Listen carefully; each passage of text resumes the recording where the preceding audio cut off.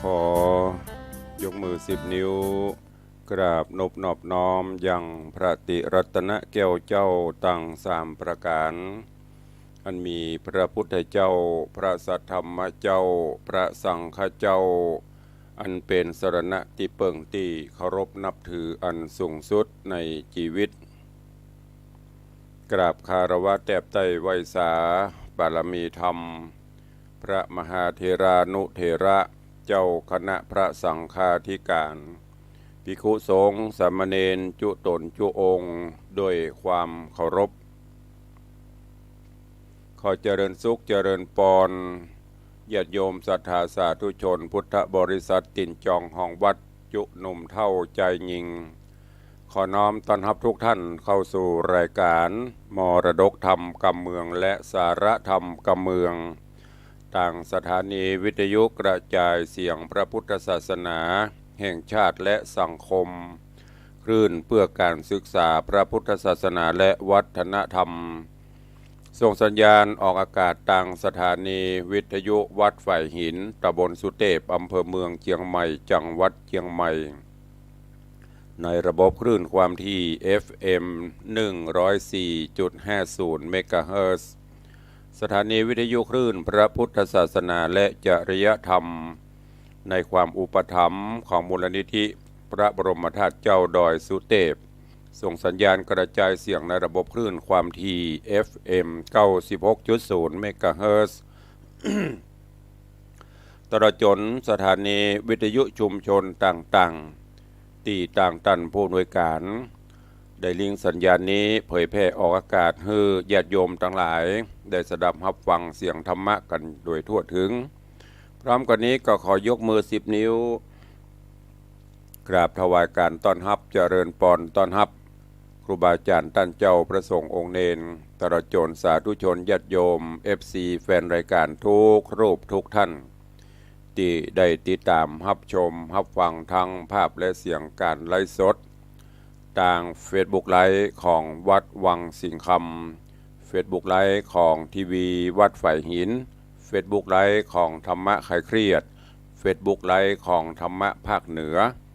Facebook ไลฟ์ของแสงธรรมส่องใจ Facebook ไลฟ์ของท่านอาจารย์พระครูสมุวิสุวัฒน์วรกิจโจและหน้าจอ Facebook ไลฟ์ของญาติธรรม FC แฟนรายการทุกท่านที่ได้เข้ามาแล้วได้เมตตากดแชร์เสียงธรรมแชร์เสียงบุญนี้เพื่อร่วมกันเผยแพร่นำธรรมคำสอนไปยังกลุ่มของเพื่อนๆของทุกท่านตัวเอง รายการนี้ดำเนินโดยกล่าวกับผมอาตมภาพพระครูวิสิทธิ์ศรีลาภรณ์รองเจ้าคณะอำเภอเมืองเชียงใหม่เจ้าอาวาสวัดวังสิงคำตำบลประแดดอำเภอเมืองเชียงใหม่จังหวัดเชียงใหม่หรือตุลุงในวังเป็นผู้ดำเนินรายการเนอะนำรายการมาพบมาปะกับทุกท่านตั้งแต่เวลานี้เป็นต้นไปถ้าจะได้เปลี่ยนชื่อรายการเป็นรายการปรุบโผบางวันก็หายแต่หายไปด้วยตัวแต่เสียงยังอยู่บางวันก็เป็นรายการสดก็โดยเหตุผลดังที่ได้กล่าวได้แจ้งคือท่านทั้งหลายได้รับทราบบางวันก็ร่างกายบ่ไหวบางวันก็ศาสนกิจนักแต่ก็เป็นยังเสียงนี้อยู่ตลอดทุกวันต้องขอกราบขอบพระคุณท่านอาจารย์พระครูสมุวิสุวัฒน์วรกิจโจท่านผู้อำนวยการสถานี104วัดฝ่ายหินแล้วก็ที่ได้ดูแลในด้านการกระจายเสียงในด้านการเทคนิค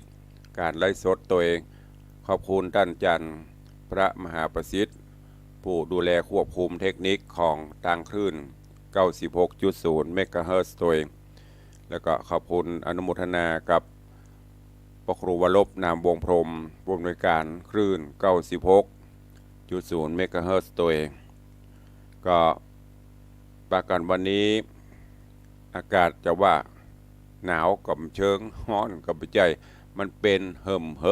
หออย่าได้หูเพิ่นก็ยังพยากรณ์ว่าอาจจะมีฝนเพราะอยู่ในช่วงของปลายฝนต้นหนาวก่อนนี้พระห้องว่า ฝนล้างกายเข้าแต่ประเด็นนี้มันล้างหนักพ่องเบาพ่อง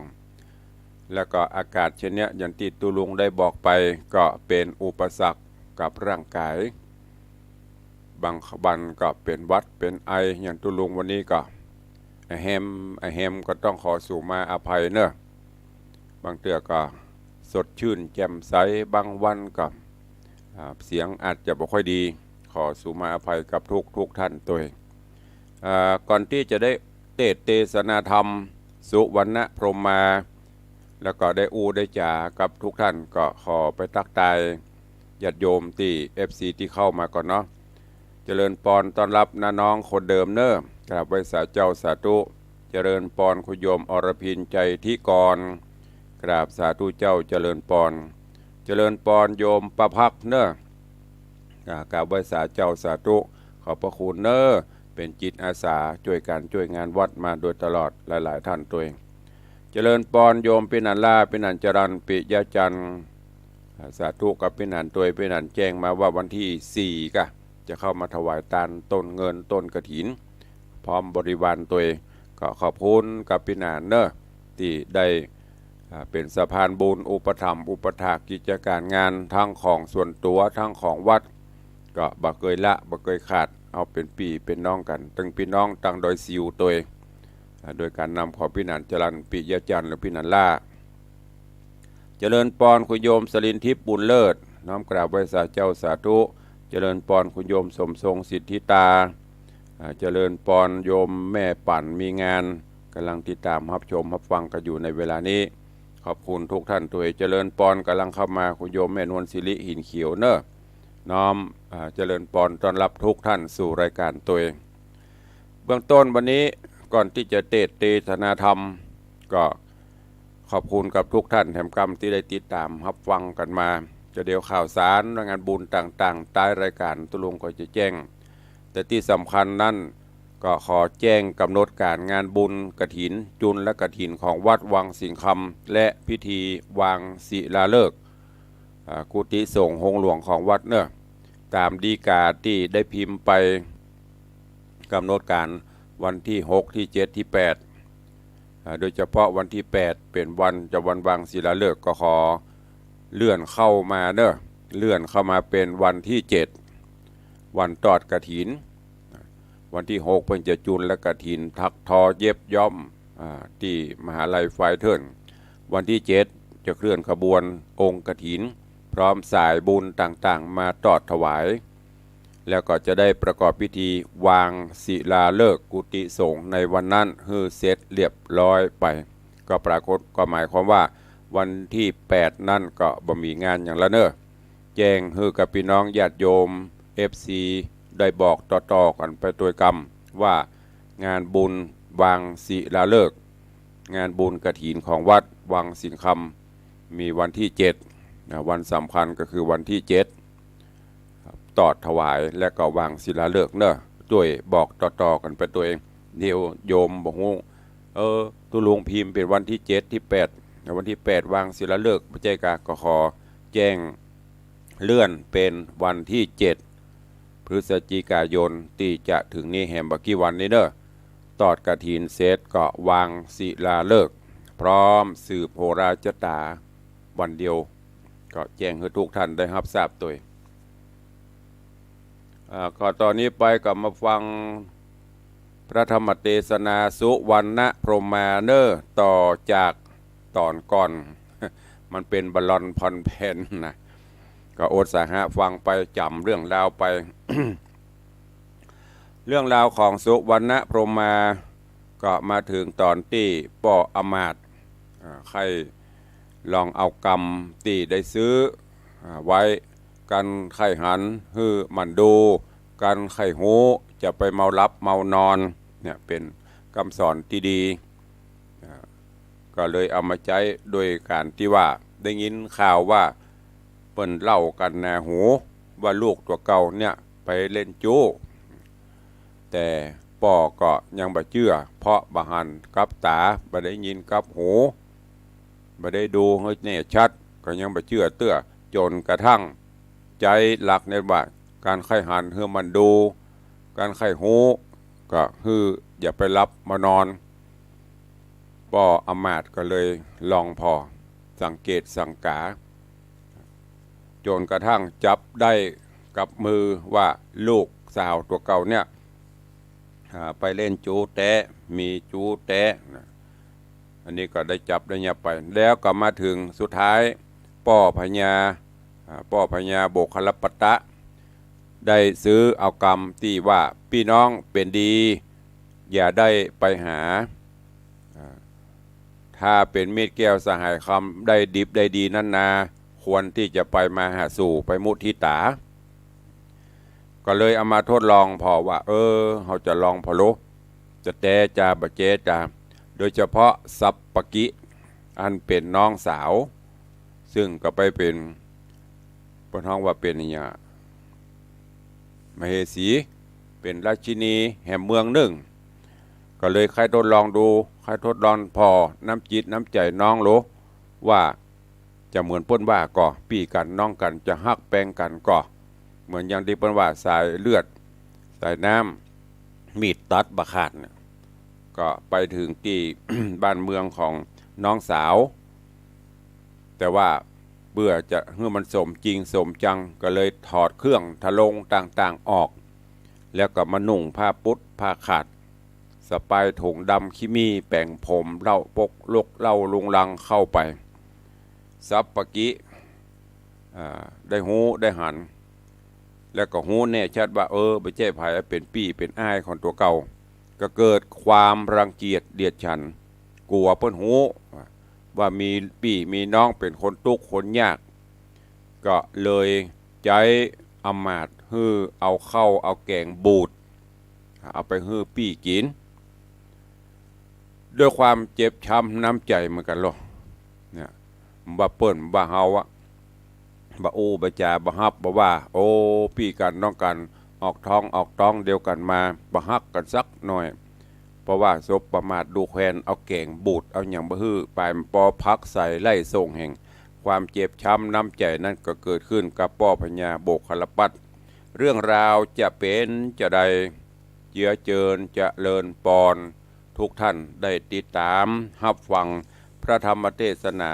ในเรื่องสุวรรณพรหมาในภูกที่14เป็นลำดับไปณโอกาสบัดนี้ นะโมตัสสะภะคะวะโตอะระหะโตสัมมาสัมพุทธัสสะ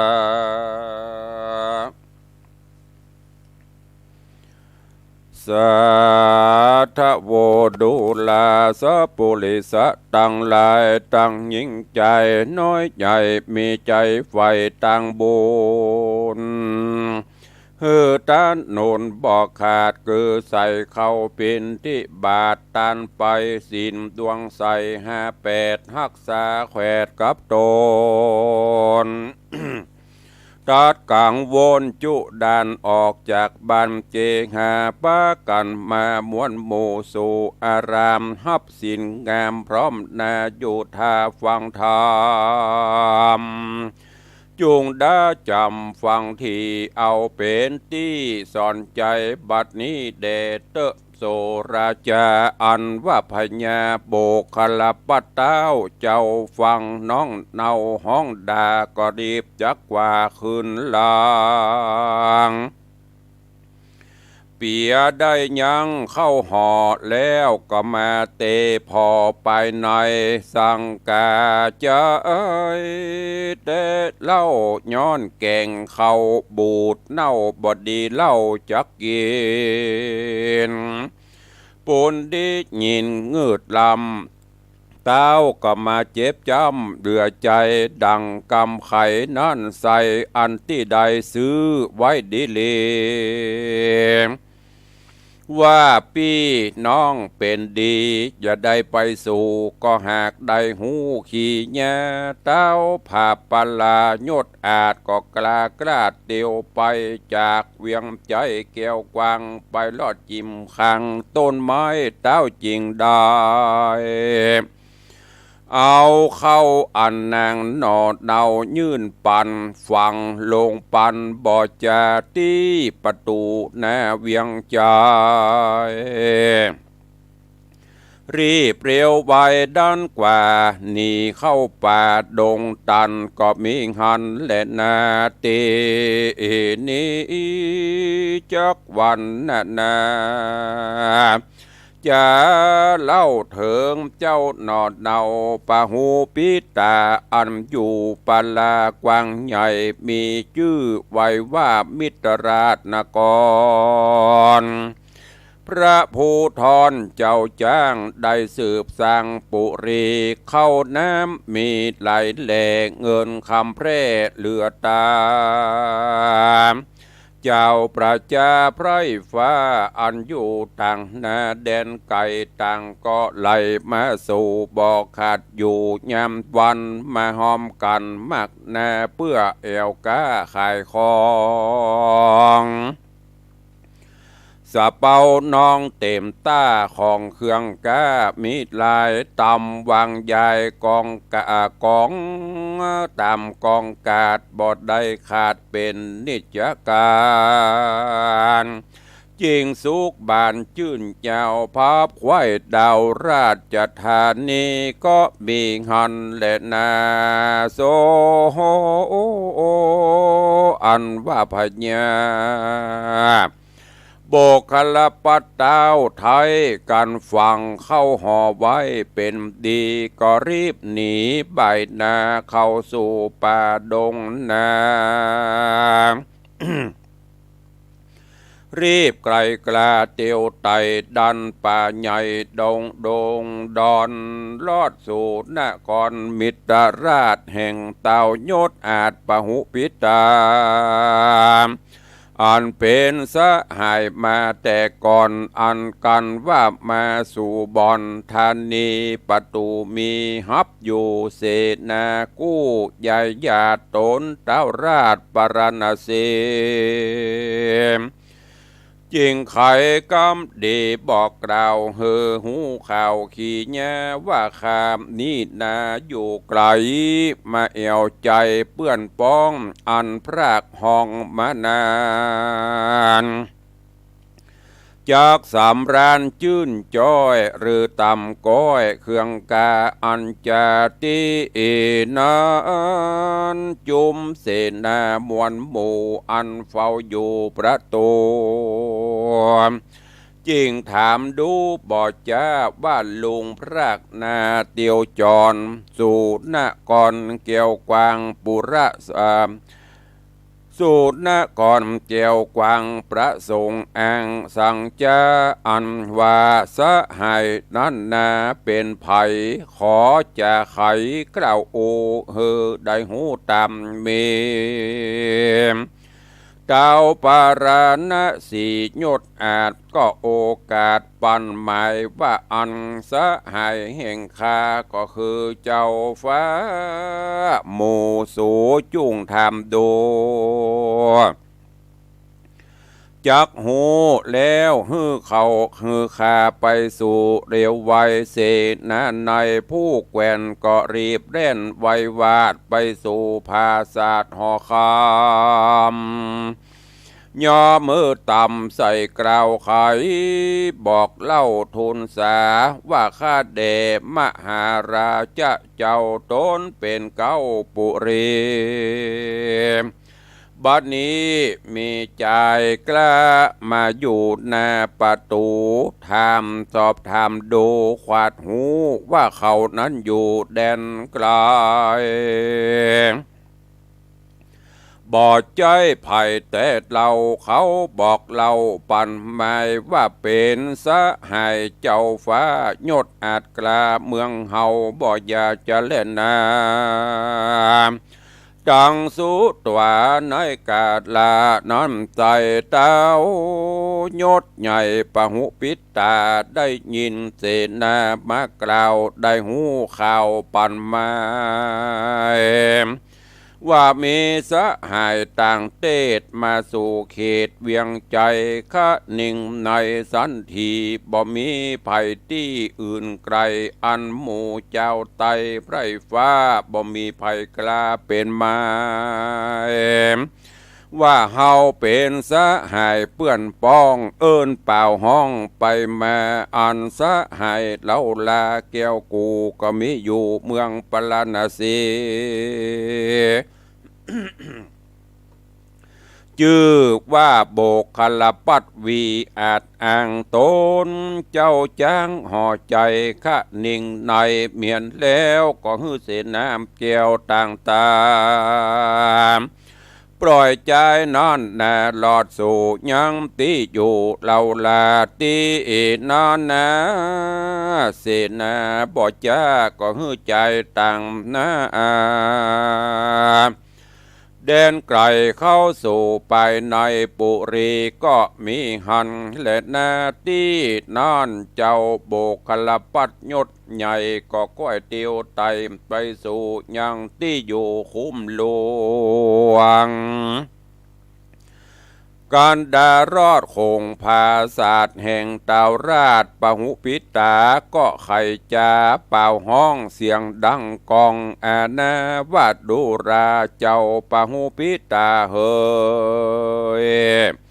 เปื้อนยากขานี้หากมาไกลขออาสะไหลเต้าเจ้าได้กินเขาคาบมือได้ปั่นหือตัวข้าตั้งเสื้อผ้าพื้นใหม่พลัดเปลี่ยนใส่ปั่นมาสีข้าแล้วการหาลืมข้าแล้วกาสะหายเก่าจุงบอกเราไข่ปันเต้าห่อจันปหุปิตาฟังขี้ญาโอกาสโดนเต้าราชบอจะเปิดป่องหน้าเบ่งจรก็หันผู้ทอนเต้าเจ้าอันเป็นเก้าปลาณสีนุ่งผ้ามีปูดขาดก้อยย้ายบาดเตียวมาเจ้าปหุปิตาหันแล้วใจผ่องแผ้วยินดีไขวัดดีเรียกร้องคืนสู่ห้องบนภาศาสตร์ปัญญาโบกคลปัตตะธิราชได้โหจริงรีบขึ้นสู่เลียววาไอเจ้าห่อ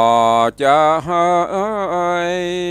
ปหุปิตาหันจะให้มาลำบากเสื้อผ้าหากมองสีปูดขาดมี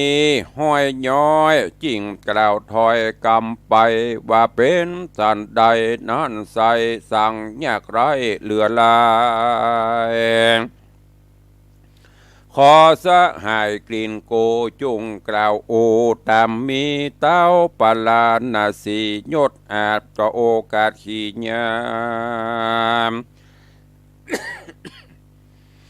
แต่เก้ามาลอดไปโดยปาริยายหลายแหล่บอกเว้นแว่บทใด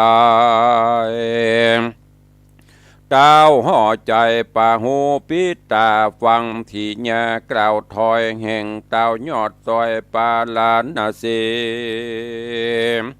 จริงไขว่าตีตอบทองว่าเฮาปีน้องพิษกันดังพระฟันใส่น้ำจักฝาดฟันซ้ำนานน้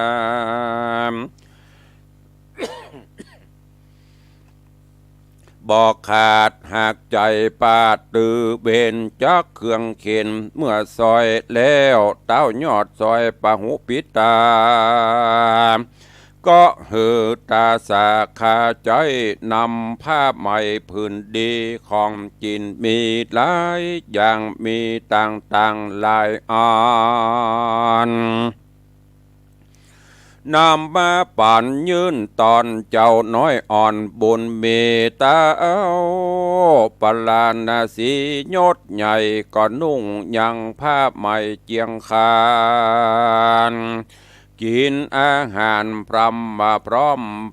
พร่ำพร้อมอันเขาน้อมยอถวายอยู่เมืองสะหายปะหุปิตาทุกเวลาค่ำเจ้าบ่โศกเศร้าการได้ดาวคะเน่งในกึดฮอดกำโบราณขอดแต่ไทยสอนกล่าวไว้ดีลีว่ายามเป็นดีหลายหลากเก้าป้าหากตัวมายามอนาถาต่ำจ้าป้าก็ลีหน้านี่หายเป็นกำไม่กล่าวอูดังกำหูนั่นใส่อันซื้อไว้แต่ก่อนเตียงบ่หอนผิดพานปีน้องกันเป็นดีได้สุขีมั่งเต้าบดีเข้าไปจูเป็นดังตัวกูไปหากนิฐาน้องจันได้หูหันมาอันเฮานี้นาทวนทีจักเปิ้งปีก็มาเจ็บต้องจักเปิ้งน้องก็มาเจ็บใจโบราณไขว่ามานั้นแม่นถูกเป็นแก่นดังไม้กันว่าสะหายได้เป็นดีได้สุขีมั่งเต้ากวนเฮาเข้าไปหา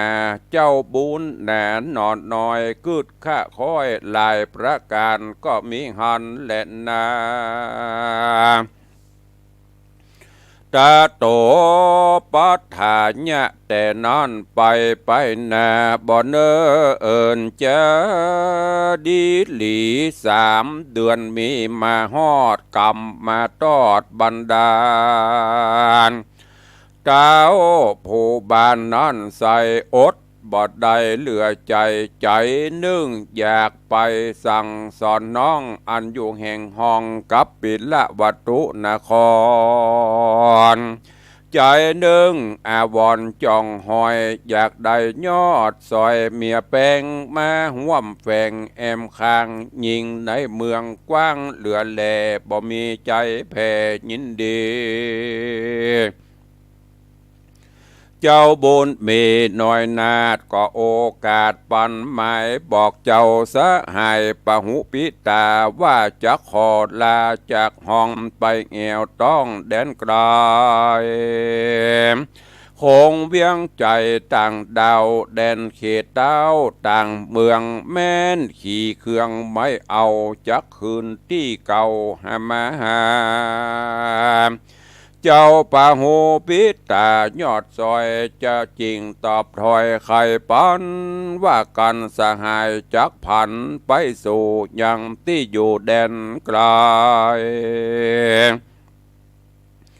มีโพยไผ่ห้อนไม่รอหรือยากไรอันใดจุงจะใครบอกกล่าวเฮอหูข่าวปันหมายแม่นสหายไปหน้าเตียวด้านกว่าดงไพรขอมีใจโจกใหญ่เจ็บป่วยใครจะได้มาปานได้สำราญค่ำเจ้าอยู่เตียงเต้าสวัสดีแดดเตอะว่าอันแล้วเจ้าหนอแก้วบุญนาก็รีบไกลกลาพรากห้องออกจากต้องเวียงใจดันดงไพรป่าใหญ่ก้อยเตียวไตไพรโซนแล้วสู่หัวเมืองคนกว้างใหญ่มีชื่อไว้ว่าวินตะนกรก็มีหันและนากีระสัทธากิละลัทธาลวิธาญะรัมโมลัมโมลัมโคสานามะราชกะเลสิกิละดังเฮาได้โหมานี้ใส่ยังมีดาวไทยปาลาชื่อวันนะชื่อรัมมโคสายศอาจสะวยราชเมืองกวางมีชื่ออ้างว่าวินตนก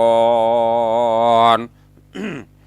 พระผู้ถอนเจ้าจางมีเตวีแนบข้างชื่อสามาวดีราชธานีราชธิดามียอดสอยงามจื่ออื่นจอยเจ็ดนางเจ้าห่อขวางยอดซอยเกิดข้าคอยยำวันว่าอันห่อจันใหญ่กว้างกันเฮามวยมั่งเมื่อมอนโคงนะก่อนนี้ใส่เตี้ยงห้อนไม่เครื่องขีลูกเฮามีหลายหลากเจ็ดคนหากเป็นยิงหาเปิ้งปิงบอดใดเหตุนั้นใส่อย่าจ้ากวนลูกลาตั้งหลายเจ็ดคนใหม่มีอยู่มีกู้ยินดีเจ้าปุรีกึดแล้วก็อำมาตย์เกี่ยวคนหามแต่งราชสารไปลอดถึงเต่ายอดแดนไกลราชสารไข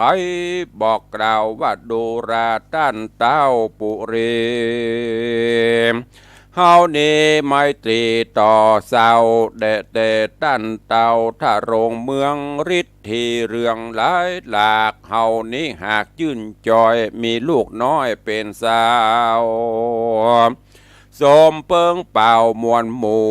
บ่มีกู้อยู่สั่งแม่นเจ้าจ้างห่อคำปีญาตินำเฮาแล้วมีลูกแก้วคำใจจักปั่นใหม่มาสู่ยังที่อยู่เมืองเฮา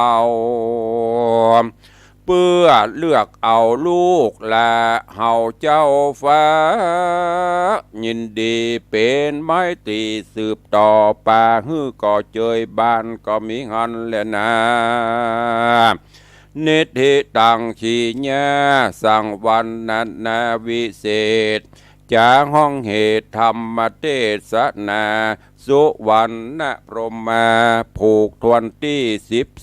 14ตอนที่1ก็บังกมสมเร็จสเด็จพระธรรมเทศนาสุวรรณพรหมาลำดับลำดามาถึงผูกที่14ตอนที่1โดยเวลาอันจำกัดขอโป่งวางไว้เต้าอีก่อนเนาะก่อยติดตามฟังกันในตอนต่อไปซึ่งเรื่องราวตอนนี้ก็เข้มข้นมีสาระพี่น้องเป็นดีอย่าได้ไปหาเนี่ยปัญญาเจ้าเมืองโบกคลปัตไปสืบเสาะไปทดลองใจน้องขิ้นในตองในไส้นี่ได้เป็นมเหสีแห่งเจ้าเมืองแห่งเมืองหนึ่งปรากฏว่าโอ้น้องตอนรับขับสู้มาเป็นที่ประทับใจด่าทอป่ายปอเอาเข้าบูดแกงบูดให้กินแฮมความเจ็บจำน้ำใจฝากไว้จากนั้นก็ไปหาเพื่อนที่อยู่แถมเมืองหนึ่งก็ได้ไปอู้ไปจ่าไปหูจักกันเมินละแต่ว่าเพื่อนเมื่อได้หันมาพบมาปะกันความปิติยินดีโอ้พรากจากกันไปเมินมาพบมาปะกันก็ต้อนรับขับสู้โดยไมตรีจิตเข้าตำน้ำสู่เสื้อผ้าอาภรณ์เครื่องประดับมอบอันเนี้ยญาติโยมตหลายมันจะเป็นเช่นนี้เขาสังเกตพอเถอะไปแอลแฮปปี้หาน้องนี่ไอ้ยิงไปยืมสตางค์ในสำยิงไม่ท้าไว้หวังมอกไปบอกให้เขาโง่แต่ก็บอกควรไปยืมของเปิ้ลเถอะเงินคำมันหายากหิหาเอาคนเดียวมันถ้าไปถามไปหาพี่หาน้องนี่กับให้ไปหาคนอื่นนะมันแตกต่างกันไปหาเปิ้ลคนอื่นไปหาเปิ้ลหาฝูงนี่ปิกมาจะได้โอ้เข้าของสิ่งของปกมาฮื้อแหมจะไปหาพี่หาน้องบางเตื้อก็ไปได้รับความเจ็บช้ำน้ำใจปิกมาแหมเตื้อไประบายความทุกข์ความยากให้ฟังแทนที่จะได้รับการแก้ไขร่วมใจปลดโป่งฮื้อเบาบางลงบางเตื้อก็ปกความเจ็บช้ำน้ำใจปิกมาแหมนั่นกรรมโบราณเปิ้นถึงบอกว่า พี่น้องเป็นดีอย่าได้ไปหาเพื่อนฝูงนั้นนะเป็นดีนั่นไปเถอะอย่าเพราะว่ายามเป็นดีมี9 ป้า10 ป้ายามหายนะมาหายแสบหมดนี่เป็นสัจธรรมนะแต่แล้วก็คืออัตตาหิอัตโนนาโถเบิ้งตัวเก่าจ้วยตัวเก่านั่นน่ะประเสริฐที่สุดละ1 สมอง2 ตีน2 มือเขาเนี่ยหิมาหาได้เอาไป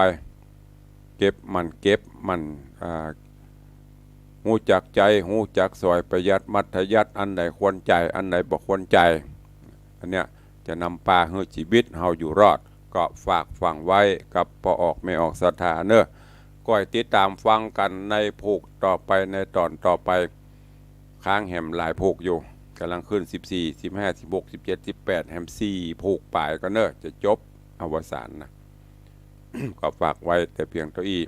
เข้าสู่โหมดได้รายการพี่น้องญาติโยมศรัทธาตุลุงก็ย้ำเตือนเนอะวันนี้วันที่1 พฤศจิกายน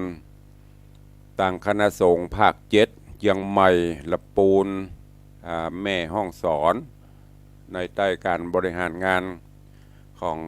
พระเดชพระคุณหลวงพ่อพระพรหมเสนาบดีเจ้าคณะภาค7หลวงพ่อท่านเจ้าคุณพระธรรมเสนาบดีรองเจ้าคณะภาค7แล้วก็เจ้าคณะจังหวัดรองจังหวัดเจ้าคณะอำเภอรองจังหวัดถึง3จังหวัดในภาค7วันนี้เพิ่นจะมีการตรวจข้อสอบ นักธรรมชั้นตรีที่ได้สอบไปเมื่อออกภาษาผ่านไปวันนี้จะมีการตรวจข้อสอบนักธรรมชั้นตรีที่วัดพระสิงห์หลวงเนอะเริ่มตั้งแต่เวลาเที่ยงครึ่งเป็นต้นไปก็จะมีพิธีการเปิดการตรวจสอบแล้วก็มีคณะกรรมการถึง3จังหวัดร่วมกันตรวจข้อสอบการนี้เชิญชวนญาติโยมศรัทธาญบุญเนอะที่จะไปเลี้ยงไปถวายน้ำปานะพระสงฆ์องค์ข้าเจ้าวันนี้ถึง3จังหวัดเนี่ยเชียงใหม่ละปูนแม่ฮ่องสอนก็จะมาร่วมกิจงานคณะสงฆ์ที่วัดพระสิงห์ท่านผู้ใดจะไปร่วมก็ไปหรือจะไปร่วมพิธีเปิดวันนี้เพิ่นจะมีพิธีมอบพัดรองวัดประชารัฐสร้างสุขโดยของคณะสงฆ์อำเภอเมืองก็เจริญปอนเจิดเนอะที่วัดพระสิงห์อำเภอเมืองเชียงใหม่เฮานี้แถมงานวันนี้ที่โบสถ์วัดพระบรมธาตุเจ้าดอยสุเทพในเมตตาปรมีของพระเดชพระคุณหลวงพ่อพระธรรมเสนาบดีรองเจ้าคณะภาค7เจ้าอาวาสวัดพระบรมธาตุเจ้าดอยสุเทพประธานกรรมการมูลนิธิพระบรมธาตุเจ้าดอยสุเทพหลวงพ่อได้ดำริในการส่งเสริมสืบสานประเพณีวัฒนธรรมอันดีงามของล้านนาของไทยเฮาหลายๆประเพณีหนึ่งนั่นก็คือการเทศนามหาจาตุเวสสันดรหรือว่าเวสสันตระจาดกวันนี้เป็นวันเริ่มวันนี้เดือนยี่ออกค่ำก็จะเป็นการเทศนากันแรกใน13กันของมหาจาตุเวสสันดรก็คือกันทศปรทศปรหรือตัสปรซึ่งก็ตุลุงได้รับเมตตาเถระบัญชาจากพระเดชพระคุณหลวงพ่อขึ้นไปเป็นองค์เทศนาเนอะวันนี้เป็นการแรกทศพรปฐมฤกษ์การแรกเวลาประมาณ1 ทุ่ม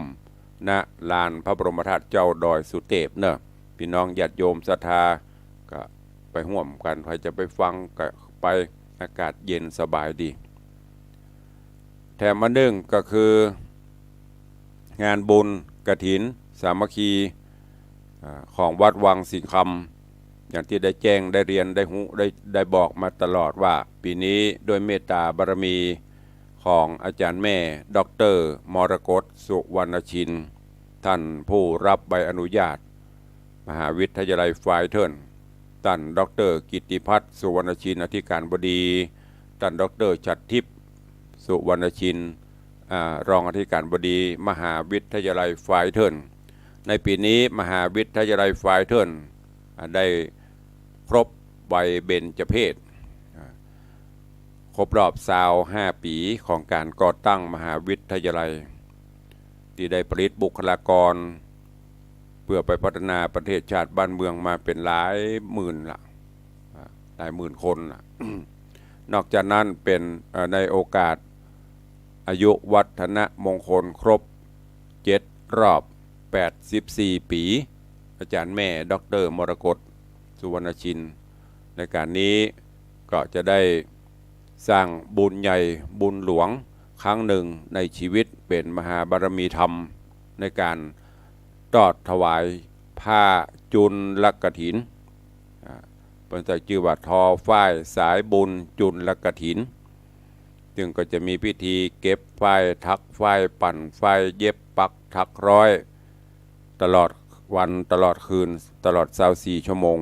ที่มหาวิทยาลัยฝ่ายเทิร์นในวันที่ 6 พฤศจิกายนที่จะถึงนี้ตั้งแต่กินข้าวน้ำจำข้าวงายเป็นต้นไป ช่างต่อหูกต่อไฟเพิ่นก็จะมาทำการตั้งแต่ปั่นไฟหนีบไฟอย่างต่างๆตามกรรมวิธีไปตลอดวันตลอดคืนในส่วนของภาคพิธีสงฆ์ก็จะมีตั้งแต่ประมาณ5 โมงแมลงมีพิธีบวงสรวงบอกกล่าวเทพพยดาอาหักสิ่งศักดิ์สิทธิ์ทั้งหลายแล้วก็จะมีพิธีเจริญพระพุทธมนต์กวนเข้าติบมีมหรสพสมโพธิเป็นอย่างลำวงย้อนยุคแล้วก็ที่พิเศษกว่านั้นก็คือเปิดรับบริจาคเลือดหรือว่าบริจาคโลหิตเพื่อเป็นบุญเป็นกุศลอันยิ่งใหญ่ในการนี้ก็เชิญเนอะสุภาพบุรุษสุภาพสตรีปอออกไม่ออกศรัทธาตีมีกำลังดีหน่อยก็จะไปตานเลือดฮื้อเลือดเป็นตานก็ได้ร่วมกันตลอดจนปัจจัยกฐินตัวเองตีมหาวิทยาลัยฝ่ายเทิร์นเนอะ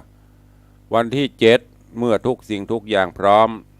วันที่ 7เวลาประมาณ8 โมงครึ่งจะได้เคลื่อนขบวนน้อมเอาผ้ากฐินทานจากมหาวิทยาลัยฝ่ายเทิร์น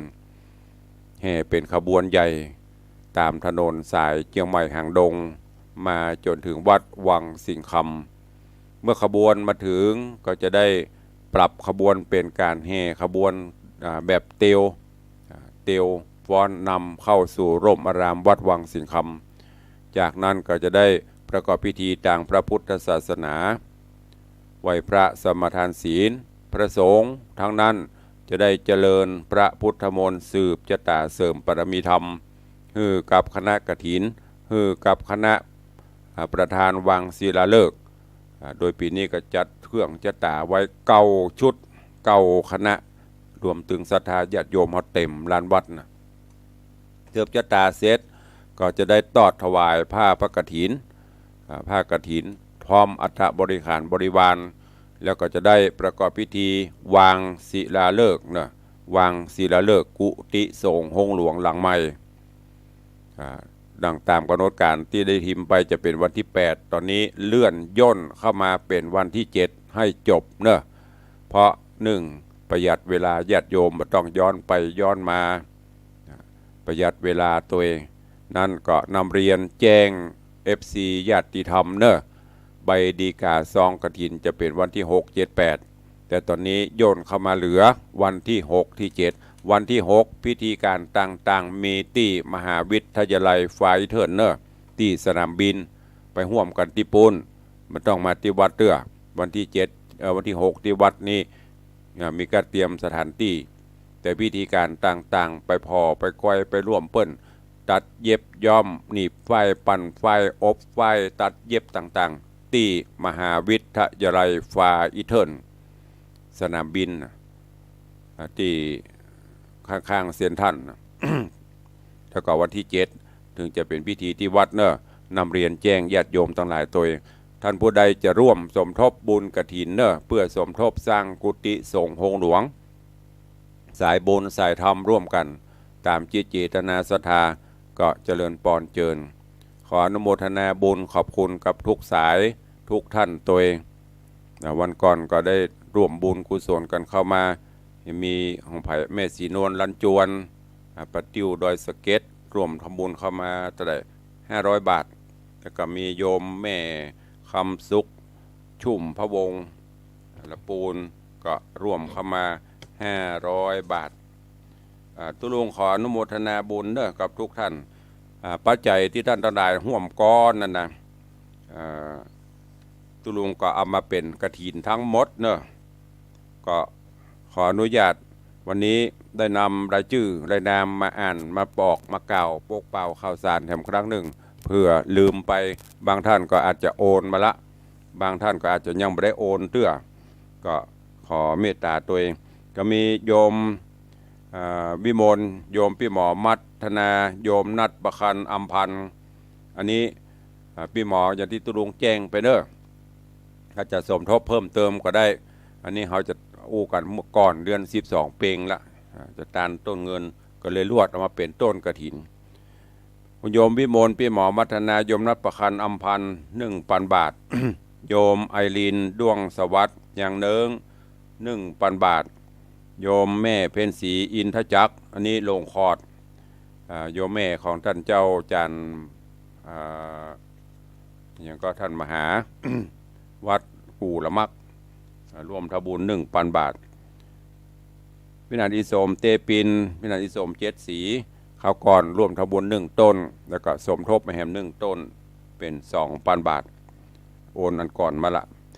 โยมพ่อสมานโยมแม่จันยาวิชัยจันดลชัยยาวิชัย1,000 บาทแม่จันดีวิสุทธินันท์พร้อมลูกหลานตันเต้าครอบครัวบ้านเจดีแม่ครัว 3,000 บาท โยมแม่ปราณีพยาไคหพลพร้อมลูกหลานน้องแต้นสัปตอง 1,000 บาทแม่หมอพึงพิษสมนาวันถนนเจียงบ้านตาศาลาตำบลตาศาลาจังหวัดลำปาง 1,000 บาทโยมแม่ถนอมศรีดวงอินประภัยเจ้จาง 1,000 บาทโยมแม่สุพัฒน์เอี่ยมเจริญ500 บาทโยมพ่อเท่าพงแม่เท่าบัวเงินบุญชัยเขาก่อนร่วมทำบุญ1 ต้นแล้วก็เพิ่มเติมแถม1 ต้นเป็น2 ต้น 2,000 บาทแม่จินดาบ่อสร้าง 1,000 บาทแม่โยมสุพันนีกันทิยะโยมทันชนกเมืองมาร้านจิระดีไซน์ผ้าม่านป่าเป้านอกอันนี้ก็ 1,000 บาทโยมสมพรรัตนังโยมพี่ชิชบา 1,000 บาทโยมเตงจออ่าวโยมเมจันตา 1,000 บาทนี่เป็นพ่อแม่ของสามเณรวัดนี้โยมแม่แสงล่าใจมั่นตำนักเสด็จปู่ปังยิ้ว 1,000 บาท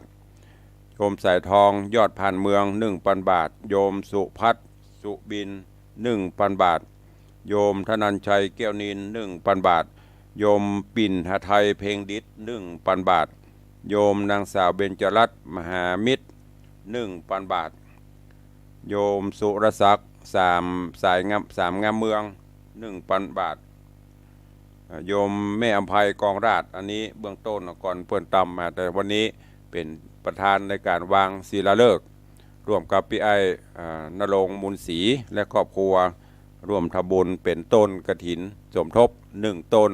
100,000 บาทโยมแม่บัวคำจันแก้ว1,000 บาทแม่สมศรีพรหมเมืองเชียงไฮ้ 1,000 บาท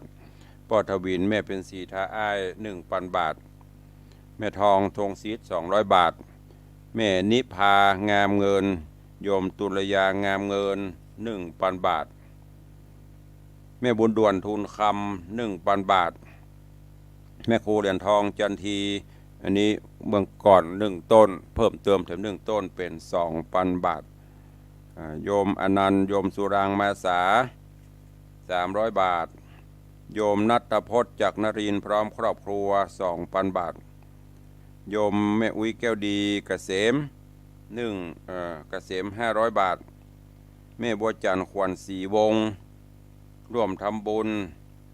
เขาก่อน 1,000 เพิ่มเติมมาแหม500เป็น 1,500 บาทโยมกิตติพจน์ลีละวัดพร้อมครอบครัว 1,000 บาท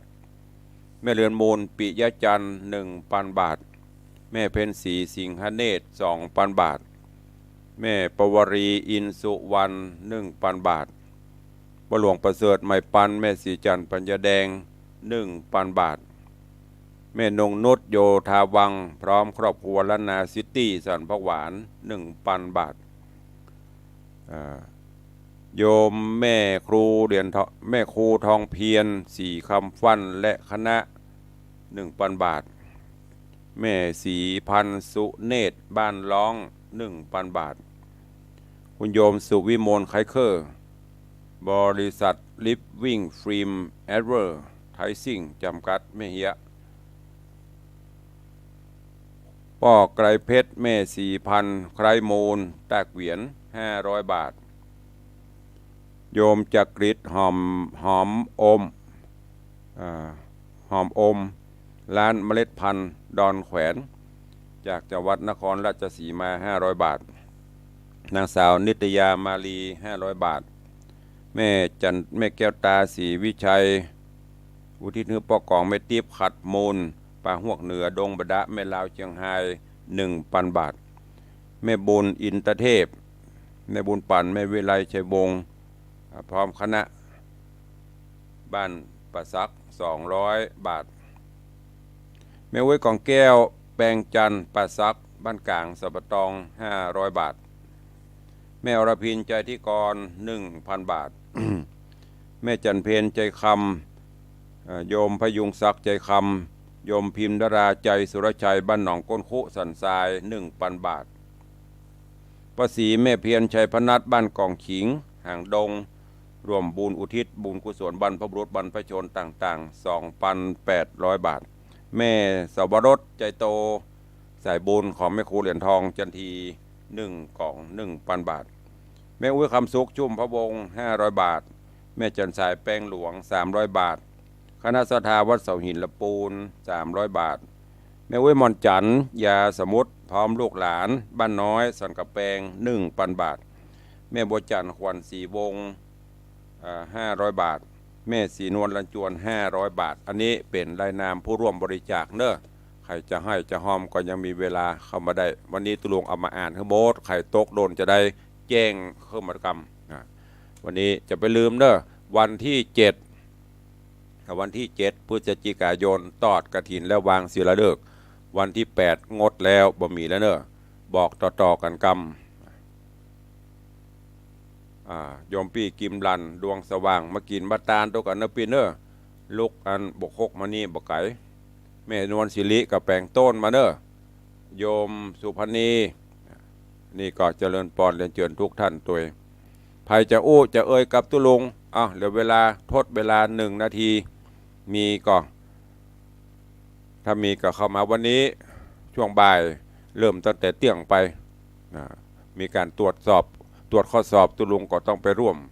ในฐานะเจ้าคณะผู้ปกครองเนอะใครจะมากินมาตานในช่วง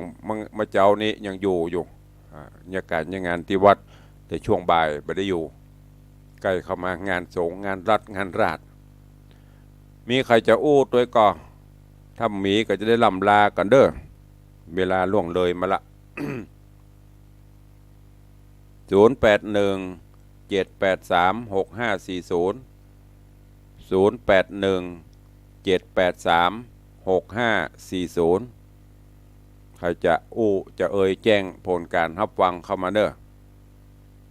โทรศัพท์ก็เปิดละพร้อมกำนี่ละกูเตือนนี้ยังมีใครโทรเป็นว่าบ่เปิดเสียงบ่เปิดโทรศัพท์วันนี้เปิดพร้อมแต่ไม่มีใครโทรมาสักสายเอาละเวลาหมดเวลาเดี๋ยวจะต้องไปทำงานอื่นอยู่ก็ขอนำรายการจากทุกท่านไปก่อนปะกันใหม่วันต่อไปเนอะอยู่ดีมีสุขเหมือนกันจุตนจุองจุผู้จุโขนเนอจัตตาโรธรรมาวัฏันติอายุวันโนสุขังปะลัง